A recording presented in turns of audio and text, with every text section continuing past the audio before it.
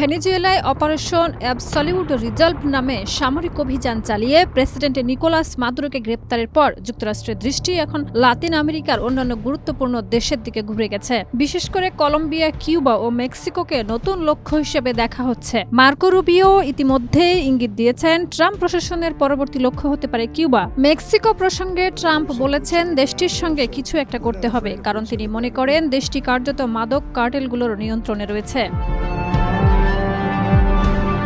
কলম্বিয়ার president Gustavo পেত্রোকে Trump প্রকাশ্যে সতর্ক করেছেন। সাংবাদিকদের সঙ্গে আলাপে তিনি বলেন, পেত্রো কোকেন তৈরি করে যুক্তরাষ্ট্রে পাচার করছেন, তাই নিজের খবর রাখতে হবে। যদিও মাদুরোর নাম সরাসরি উল্লেখ করা হয়নি, পেত্রো ওয়াশিংটনের পদক্ষেপকে লাতিন আমেরিকার সার্বভৌমত্ব আক্রমণ এবং মানবিক সংকটের কারণ হিসেবে উল্লেখ করেছেন। ট্রাম্পের ক্যারিবীয় অঞ্চলে সামরিক বাহিনী মোতায়েন, মাদক বিরোধী অভিযান ও সম্ভাব্য ল্যাব লক্ষ্য হামলার ইঙ্গিত ইতিমধ্যেই উদ্বেগ সৃষ্টি করেছে।